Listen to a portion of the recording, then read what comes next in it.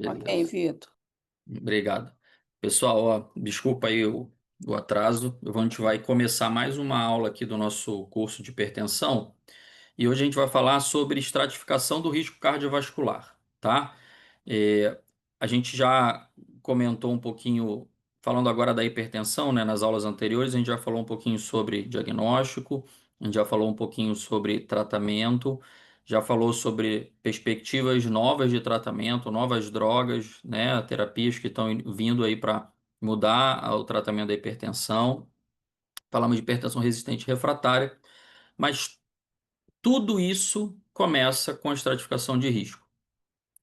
Por que que é importante a gente falar de estratificação de risco cardiovascular no paciente hipertenso? O paciente com pressão alta, ele frequentemente tem vários outros fatores de risco para doença cardiovascular. A avaliação de risco cardiovascular implica na possibilidade de tratamento mais precoce. A gente acaba dando um pouco mais de importância hoje em prevenção primária do que a gente dava alguns anos atrás, né? Antigamente, o que a gente conseguia fazer era tenta tratar a pressão alta, o diabetes, tenta fazer exercício físico, perder peso. Se infartar, a gente faz alguma coisa. Hoje, a gente não quer que o paciente tenha evento. Hoje, o que a gente quer é que o paciente ele consiga prevenir o seu primeiro evento. E a gente faz uma avaliação global desse paciente. Então, o paciente hipertenso, ele não é único e exclusivamente o paciente com o aumento de pressão. Esse cara é um cara que tem, na maioria das vezes, sedentarismo, obesidade, aumento de glicemia sanguínea, hipercolesterolemia, uma série de outros fatores que aumentam o risco cardiovascular dele. Isso implica em mudança do tratamento desse paciente. Todos os guidelines mais recentes falam em avaliação de risco cardiovascular. Apenas depois da gente ter uma avaliação, uma estratificação desse risco, é que a gente vai começar a propor o tratamento da hipertensão, a forma com que vai ser tratada a pressão alta desse paciente, com medicamento, com combinação, com dose fixa, tá?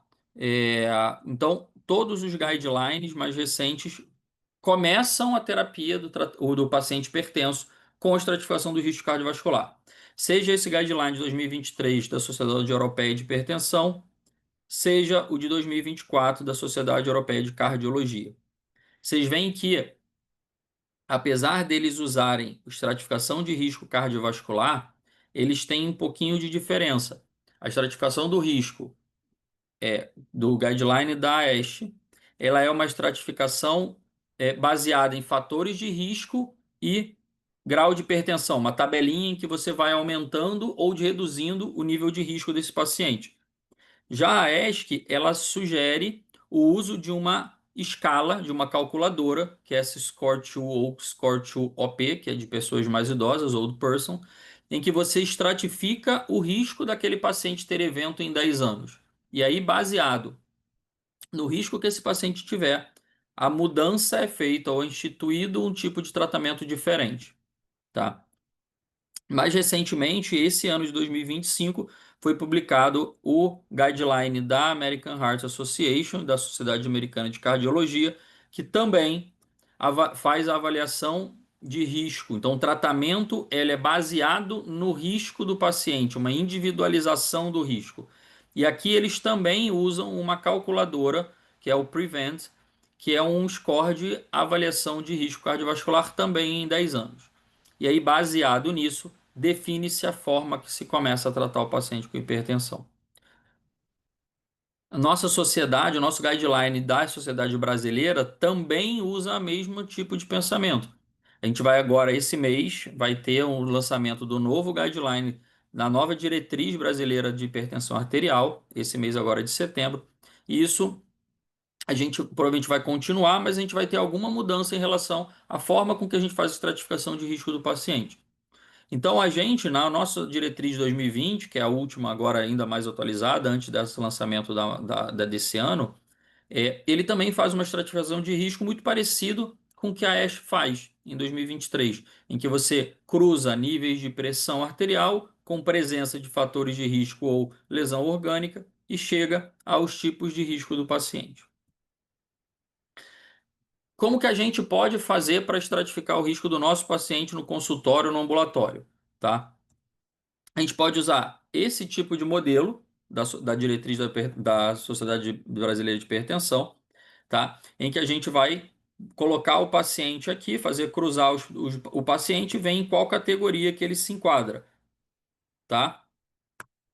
Aqui a gente tem uma classificação um pouco antiga, né? Esse guideline já tem 5 anos, em que o maior risco é o alto risco. Atualmente, a gente já divide esse paciente em alto risco e muito alto risco. Então, a gente tem uma categoria mais crítica ainda do paciente e que aqui nessa diretriz de 2020 a gente ainda não considerava, tá? Mas a gente pode usar mais ou menos esse mesmo modelo ou aquele modelo da ESH. As calculadoras que a ESC sugere e que a American Heart sugere, elas são calculadoras que elas são definidas por população. Então, essa calculadora SCORE é uma calculadora para a população europeia. Você coloca fatores de risco para esse paciente, define ali idade, colesterol, nível de pressão, se ele está fumando, se não fuma, não sei o quê.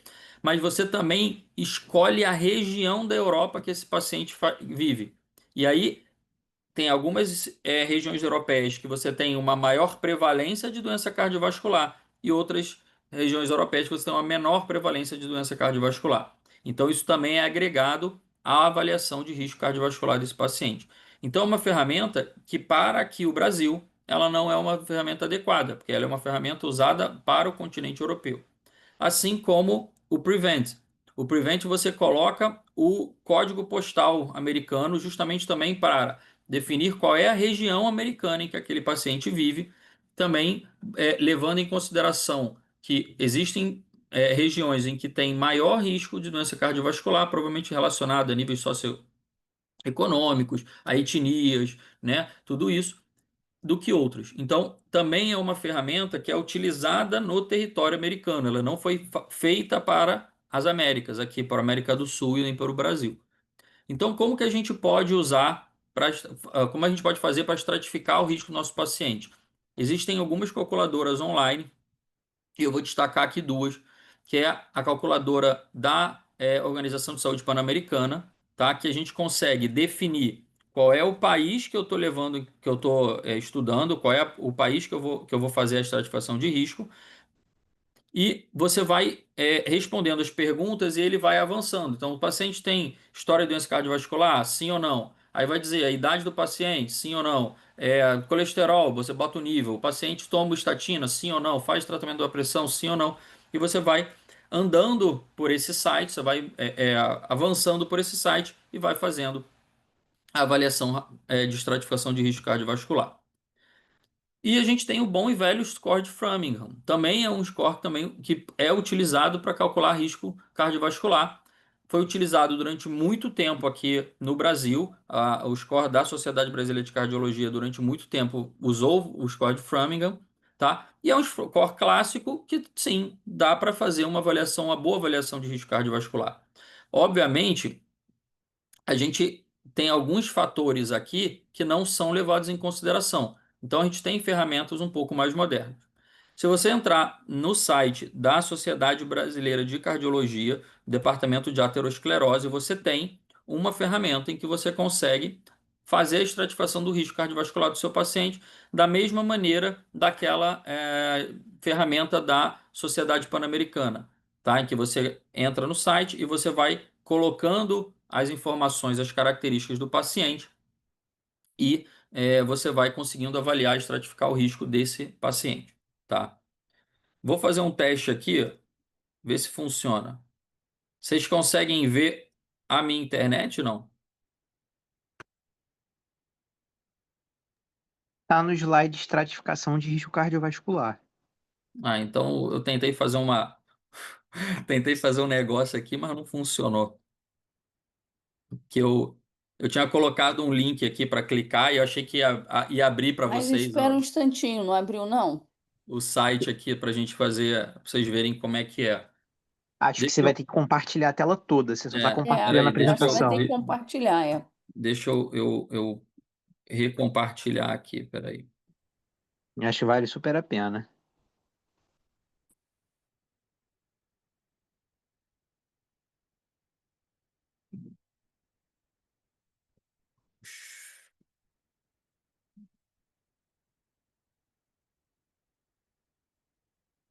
Deixa eu abrir aqui, peraí. Tá abrindo aqui minha internet para a gente poder fazer junto. Pronto. Deixa eu agora compartilhar com vocês.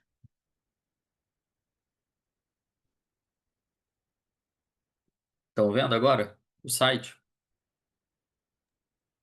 Sim, Muito bem. Score de risco, a gente pode usar aqui vários também, Framingham, Reynolds, um monte de coisa. European também a gente pode, tá? Mas a gente pode. Eita ferro. Não deu muito certo. Deixa eu ver. Ele está corrompendo aqui. Eu tentei, não funcionou. Vou tentar da próxima vez, a gente tenta, a gente faz de novo. Vamos treinar antes, né? A gente treina antes, porque ele não deu certo aqui, tá? Mas é uma ferramenta que ela é super simples. É só a gente ir clicando ali, avançando, e a gente faz a avaliação do risco cardiovascular do nosso paciente, tá? De forma geral, de forma muito fácil, o que que a gente usa para avaliar o risco cardiovascular do nosso paciente, né? Que é o que essas ferramentas usam. Elas utilizam isso que a gente vai fazer e transformam aquilo num número estimativa um número de estimativa de risco de evento cardiovascular em 10 anos, tá? Então a gente usa sexo, idade, história familiar, presença ou não de tabagismo, sedentarismo, obesidade, dislipidemia e presença ou não de diabetes. A grande maioria dessas alterações, elas estão presentes ou fazem parte daquela síndrome metabólica, aquele conceito de síndrome metabólica clássico que a gente já aprende há bastante tempo, em que o paciente ele vai levar em consideração a presença de obesidade visceral ou não, né? Aumento de pressão arterial, aumento da glicemia de jejum ou o diagnóstico de diabetes, aumento de triglicerídeo ou HDL mais baixo, mais reduzido, tá? Agora, a gente leva em consideração outras coisas também para avaliar o risco cardiovascular do nosso paciente. Principalmente se ele já teve evento, ou seja, aquele paciente que tem doença cardiovascular ou doença renal crônica já estabelecida, ele é um paciente de muito alto risco, ou aquele paciente que ele tem lesões subclínicas, ou seja, ele já é um paciente que tem lesão orgânica, que já aumenta o risco desse paciente para ter evento cardiovascular efetivo e que ele ainda não manifesta clinicamente nenhuma alteração. Então, essas lesões subclínicas, elas precisam ativamente ser buscadas, porque isso muda o risco do nosso paciente. Tá? Se eu esqueço essa tabela amarela aqui do meio, eu só penso em avaliação do paciente de história e exame físico aqui, ou doença já claramente manifesta, eu vou perder uma grande parte dos pacientes que vai estar em grupos de risco moderado a alto e que eu não vou estratificar de forma correta, consequentemente, eu acabo não fazendo o tratamento de forma adequada. E eu quero trazer aqui um conceito bem atual de síndrome cardiorrenal metabólica, e não só síndrome metabólica, em que a gente sabe que o paciente com disfunção metabólica, seja obesidade, dislipidemia, diabetes, hipertensão arterial, a doença renal, ela faz parte de uma avaliação de risco.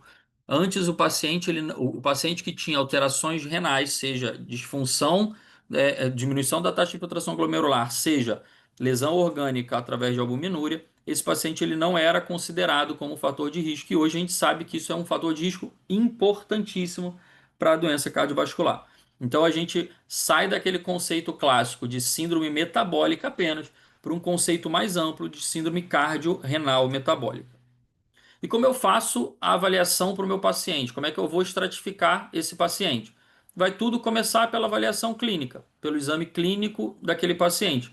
Então eu preciso obrigatoriamente dentro do meu exame clínico, pelo menos no meu primeiro exame clínico, quando eu for estiver conhecendo aquele meu paciente. Avaliar ele o metabolicamente através de peso, altura e cálculo de MC e através da medida da circunferência abdominal. Eu preciso avaliar lesões subclínicas que eu possa ver dentro do meu exame clínico. Então, se eu palpo o ictus de VE e eu percebo que é um ictus mais globoso, que está um pouquinho mais desviado, pode estar diante de um paciente com HVE. Se eu ausculto ali uma quarta bulha, pode ser que eu já tenha uma alteração ali de cardiopatia hipertensiva, já tenha remodelamento cardíaco. E o índice tornozelo-braquial é uma coisa que é extremamente fácil de fazer e que a gente faz muito pouco. Esses aparelhos oscilométricos que a gente tem, que são os aparelhos digitais, que a grande maioria das pessoas usa, são fáceis da gente fazer. A gente não precisa de Doppler, a gente pode usar esses aparelhos. Então a gente faz uma relação entre a maior pressão sistólica da perna contra a maior pressão sistólica do braço. E se esse número for menor que 0,9, já indica lesão subclínica, já indica possibilidade de lesão aterosclerótica, obstrução arterial dos membros inferiores, tá? E eu também vou avaliar no meu exame clínico evidências de lesões orgânicas já claramente estabelecidas. Então, a palpação do pulso dos membros inferiores, por exemplo, é mandatória no nosso exame. Se eu já percebo que aquele paciente tem um pulso abolido, por exemplo, no pulso pedioso à esquerda, já sei que aquele paciente ele tem doença aterosclerótica periférica já estabelecida, já é um paciente com doença cardiovascular manifesta, doença cardiovascular estabelecida. Fundoscopia tem que fazer parte do nosso exame clínico. A gente faz muito pouca fundoscopia, mas a fundoscopia traz muita informação para a gente. Se aquele paciente já tem retinopatia hipertensiva, aquele paciente já tem alterações retinianas relacionadas à hipertensão. Isso também coloca aquele paciente num risco muito mais elevado, porque ele já tem lesão orgânica manifesta, lesão orgânica estabelecida. E aí eu vou fazer também, não só o exame clínico, mas avaliação de exames complementares para continuar a estratificação do meu paciente. Então eu preciso avaliar a glicemia de jejum e hemoglobina glicada, com o objetivo de eu ver se esse paciente é diabético ou se ele tem uma glicemia de jejum alterada. A creatinina, o objetivo de calcular a taxa de filtração glomerular, a gente viu lá que insuficiência renal crônica, estágios 2 e 3 tem um risco, 4 e 5 tem outro, tá? Colesterol, triglicerídeos, num contexto de dislipidemia também, que é uma coisa extremamente associada à hipertensão arterial, e uma amostra de urina. A gente antes fazia em 24 horas, hoje a gente já pode fazer em amostra e só confirmar a urina de 24 horas. É muito mais simples, é muito melhor para o paciente, assim, muito mais prático. Então, através da amostra da urina, eu consigo avaliar albuminúria e proteinúria. Para calcular esse RAC, que é a relação albumina-creatinina. A gente não chama mais hoje de microalbuminúria. A gente fala que tem albuminúria, né? Que se tiver ali acima de 30 miligramas por grama de creatinina, o paciente já tem albuminúria, ele tem albuminúria leve, e acima de 300 eu tenho uma albumiruna moderada a grave. Então eu já tenho mais lesão renal daquele paciente. Então a avaliação de albuminúria, de proteinúria e de creatinina urinária é com o objetivo de calcular a relação albumina-creatinina que vai estabelecer ali para a gente se ele já tem lesão orgânica ou não, ou se é uma lesão orgânica subclínica. Eletrocardiograma para todos os pacientes, com o objetivo de buscar sinais de HVE, de hipertrofia ventricular esquerda. A gente, na próxima semana, é a aula de HVE e de eletrocardiograma, tá? E a gente usa, é pouco usado na prática clínica, mas a gente usa muito na questão da pesquisa, a avaliação da VOP, que é uma medida de rigidez arterial, uma forma de avaliar a rigidez arterial, tá? Mas na prática clínica, a VOP realmente não é usada, tá? Hoje até tem alguns aparelhos de pressão, como o artérios, que eles fazem a avaliação pressórica e faz a avaliação da VOP também, né? Ele faz uma estimativa ali da VOP e o diferencial dele, né? O que eles trazem ali para o mercado é que você faz a avaliação da saúde, da idade arterial, né? Então ele aparece ali, é um negocinho super lúdico, a carinha rindo verdinho, a carinha meio normal assim amarelinho, a carinha triste vermelha, de acordo com a saúde dos seus vasos. E a gente tem outras ferramentas que a gente pode usar para estratificar o risco cardiovascular do paciente, que são ferramentas menos usadas do ponto de vista de saúde pública, mas são ferramentas que a gente cada vez mais começa a implementar naqueles pacientes, principalmente que são pacientes de risco intermediário, porque de acordo com essas avaliações aqui, o leve ou a intermediário, né, paciente de baixo risco ou moderado risco. Porque aquele paciente, se ele tiver alguma mudança nesses exames aqui, ele aumenta o seu risco. Então, ele pode sair de um risco, por exemplo, moderado para um risco elevado ou um risco muito elevado, tá? Então, Doppler de carótidas para avaliar a espessura média intimal também é uma maneira da gente avaliar a saúde arterial. Quanto mais espessa a íntima tiver, mais ela está tendo deposição ali de fibrina e de colágeno e que vai aumentar a rigidez da artéria, tá? Então, essa medida da espessura média intimal, ela também faz parte da nossa avaliação de risco de estratificação cardiovascular. Angiotensina de coronárias é um exame que é pouco invasivo, ele usa contraste, né? Tem as seus pontos negativos, né? Um exame com radiação, um exame que faz uso de contraste, mas que nos permite avaliar se tem alguma obstrução, se tem algum afilamento das coronárias. Isso já aumenta o risco do paciente. A gente já sabe que é um paciente que tem doença aterosclerótica manifesta, doença aterosclerótica coronariana manifesta, tá? E alguns biomarcadores, tá? Vou destacar lipoproteína A, o score de cálcio, que a gente pode fazer também através da angiotensina de coronárias, ou ele pode ser feito através de uma TC de tórax normal, sem contraste, em que faz a avaliação da calcificação das artérias coronárias, e isso te dá um nível de calcificação, e quanto maior a calcificação, maior esse nível de score de cálcio, maior é a doença aterosclerótica, mais a gente tem placa calcificada nas artérias desse paciente. E o NT-BNP também como marcador, um biomarcador de remodelamento cardíaco, de alteração cardíaca precoce no paciente com hipertensão. Lipoproteína A, só para destacar, a gente mede muito pouco no sistema do SUS, no sistema de saúde, é um exame relativamente caro, tá? Um tipo de lipoproteína que é muito mais aterogênico do que o LDL, tá? E na maioria das vezes isso tem um componente genético importante, assim, a hiperlipoproteinemia A, ela responde muito mal à terapia convencional para colesterol, estatina e ezetimibe, por exemplo, tá? Então, são pacientes que têm na maioria das vezes, uma forte predisposição familiar. Então, tem aquelas pessoas que têm um parente de primeiro grau que doença cardiovascular muito precoce, aquelas pessoas que têm um parente de primeiro grau que era magro, que não era diabético, se cuidava, fazia exercício e que teve doença cardiovascular em idade precoce, às vezes esse cara tem aumento de lipoproteína A e nunca foi avaliado. Isso acaba trazendo um risco para toda a família dele, porque tem um componente familiar importante.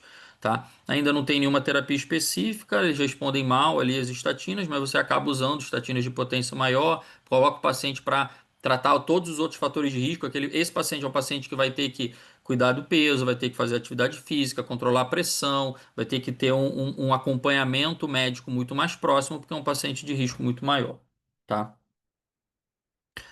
E aí eu vou falar basicamente do tratamento agora do principal fator relacionado à estratificação de risco cardiovascular que a gente vai intervir agora, sem contar com o tratamento da pressão. Ou seja, a gente já falou do tratamento da hipertensão, como eu trato a pressão arterial do paciente.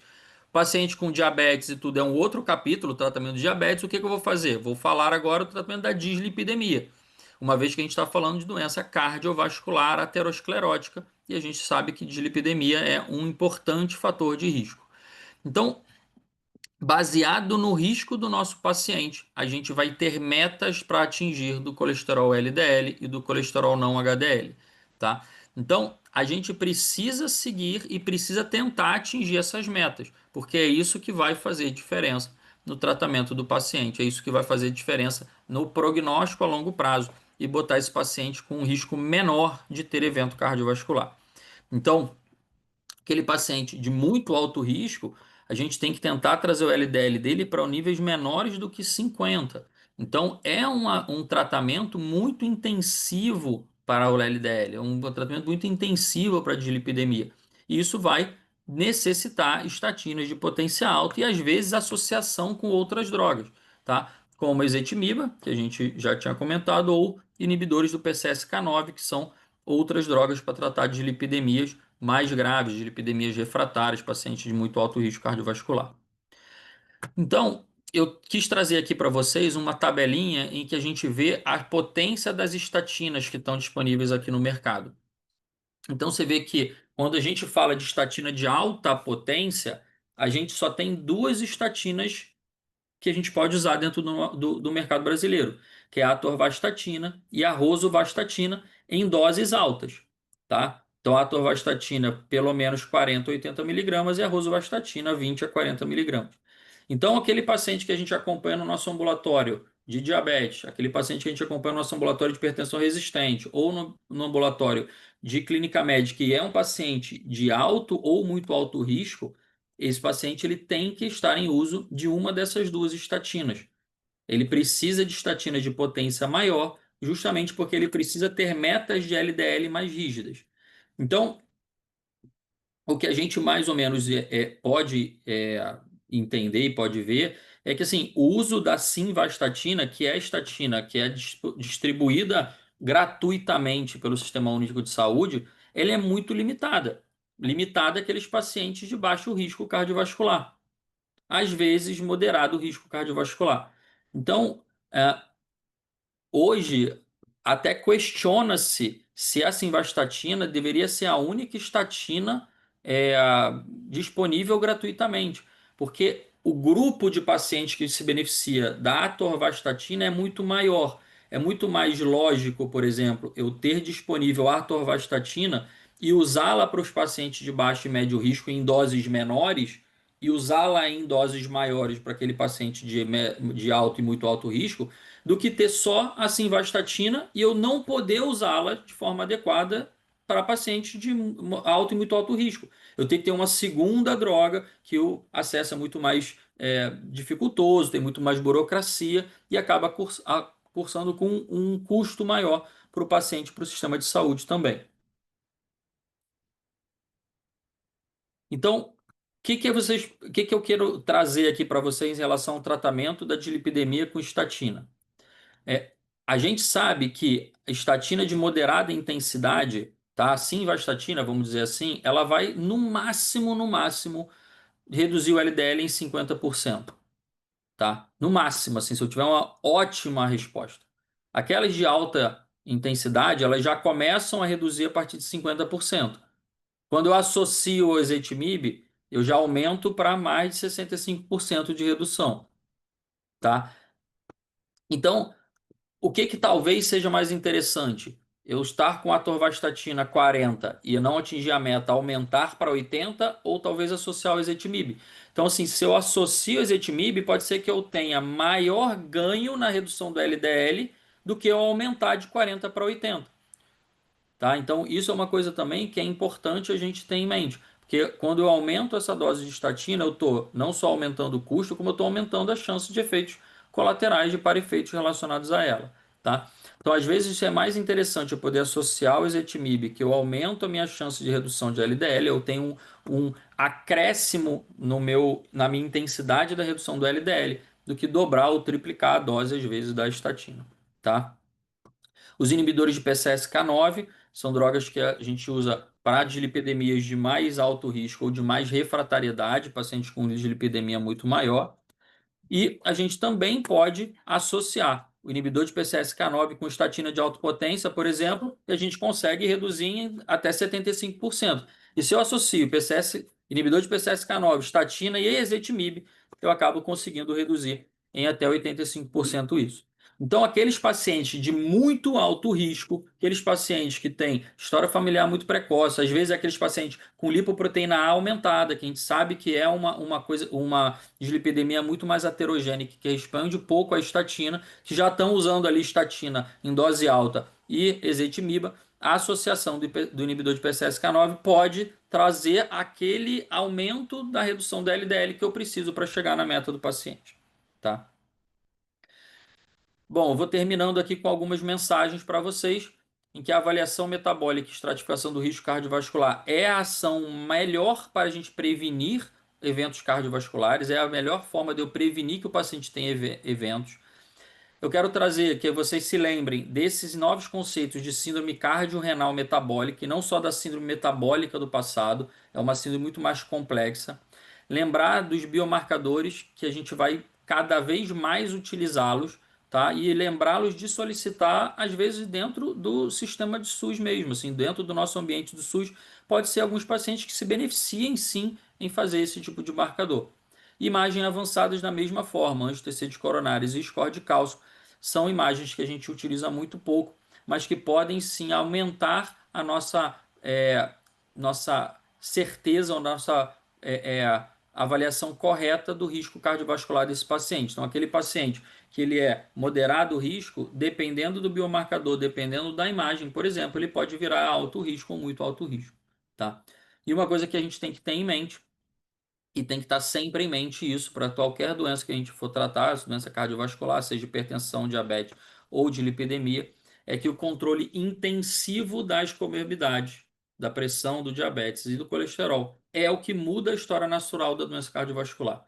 Eu não posso controlar mais ou menos, eu não posso estar confortável com o LDL fora da meta, eu não posso estar confortável com uma hemoglobina glicada perto do alvo, eu não posso estar confortável com aquele paciente que tem a pressão mais ou menos certinha, tá? Eu preciso sim atender às metas, eu preciso sim estar baseado nas minhas metas, o meu tratamento tem que ser relacionado às minhas metas, porque quanto mais intensivo o controle, tá? Obviamente, dentro das metas específicas, né? Eu não quero botar o paciente com 4 de hemoglobina glicada e nem com 80 de sistólica no tratamento, mas dentro daquelas nossas metas, quanto melhor, o mais intensivo for o tratamento, mais esse paciente tem chance de não ter o primeiro evento de doença cardiovascular, e isso sim mudar a história desse paciente. É isso, pessoal. Oi, Vitor. Obrigada, né? Deixa eu parar de gravar aqui.